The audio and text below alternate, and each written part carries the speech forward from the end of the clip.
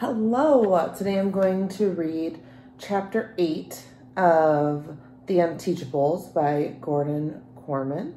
All right, today's chapter is from the perspective of Mr. Kermit. When breakfast is mustard on toast, that's a sure sign that it's time to go back to the grocery store. I mean, I've run out of butter and cream cheese and jam, and I'm digging into the condiment packs over from my last McDonald's run.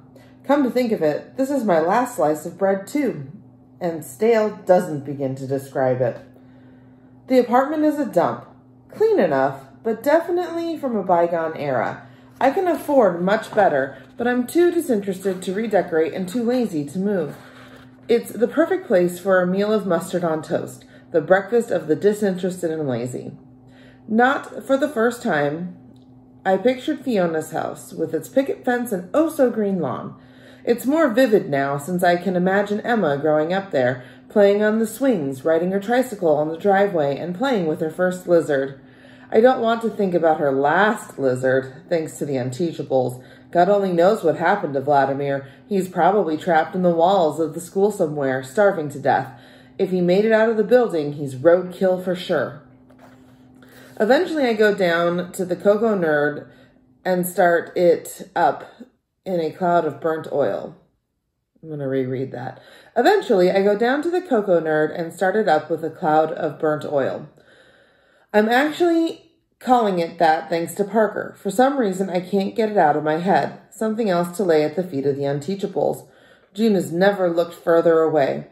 I'm not even a third of the way to school when the billboard looms up. Come see the largest inventory of new and used vehicles in the Tri-County area. And there's his face, grinning out through a flaming hoop as like he's some kind of circus performer, and not the sleazy used car dealer he was always meant to be. Jumping Jake Terranova, who will jump through hoops to get you a great deal on the perfect new or used car. Even though I pass this billboard every day, it's always somehow a blow to see him up there.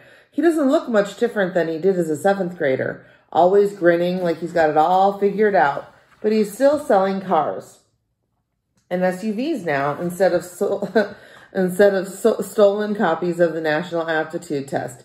He's good at it too. Terranova Motors is the 3rd largest auto dealership in the state. That's quite an accomplishment. Jumping Jake has come a long way since 7th grade when his biggest accomplishment was ruining his teacher's life. No, I remind myself, Dr. Thaddeus did that. Sure, the cheating thing was an ugly scandal, but it's not as if I was in on the scam. All I was guilty of was trusting my students and believing that their best-in-the-nation test score was an honest achievement. My real crime, the one that I'll never be forgiven for, was making Thaddeus look bad. The principal turned superintendent had been taking his revenge ever since. Jake Terranova was just the first tile that started the dominoes tumbling. The giant dealership looms up on the left. I can't help it. I count how long it takes to pass the vast lots and showrooms. 14 full seconds at the speed of traffic.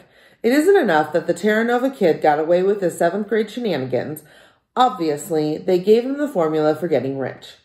He's rolling in money while the teacher he took down is living on bread and mustard and driving a Cocoa Nerd.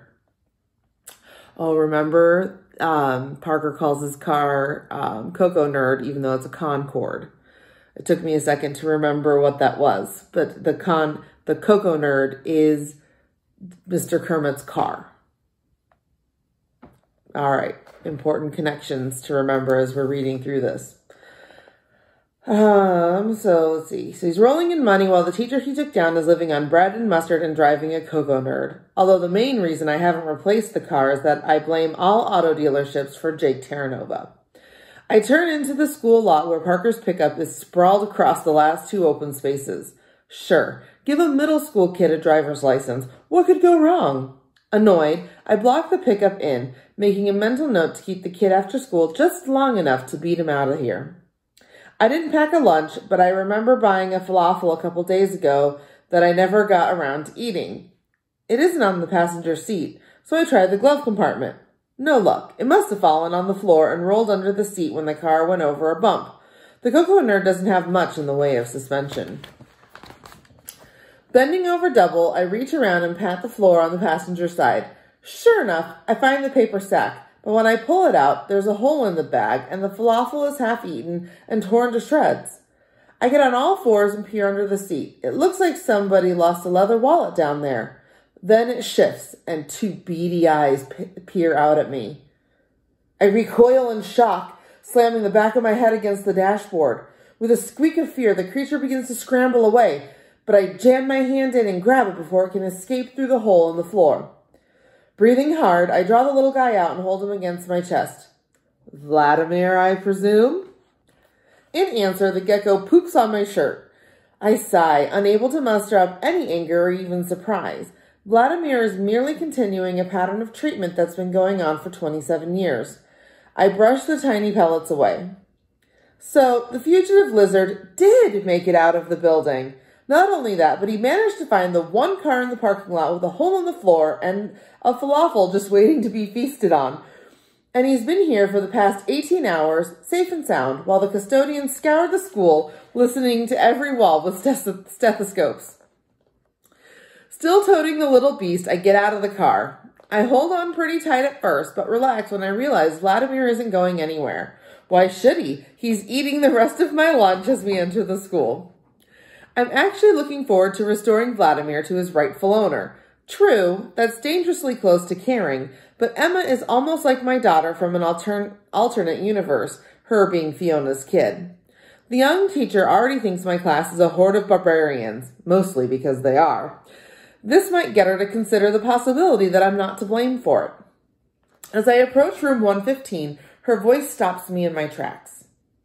I know teachers get burned out, Mom. But this is different. He's barely even alive. I teach right next door to him. He doesn't open his mouth all day. Those poor kids are going to learn nothing because nobody's there to teach them. It's such a shame. I back up a step.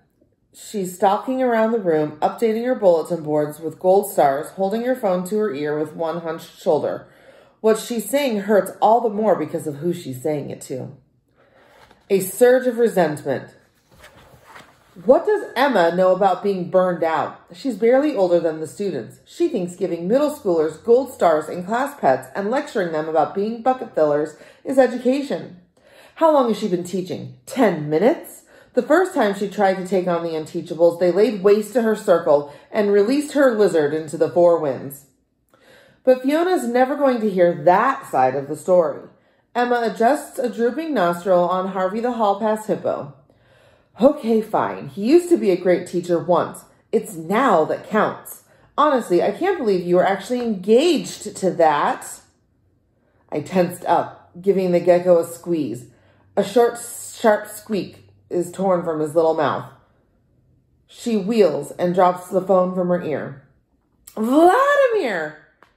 She grabs the lost pet from my arms and rains kisses down on his scaly head. Where did you find him? Around, I reply stiffly. I'm not in the mood for conversations about the hole in the back of my car.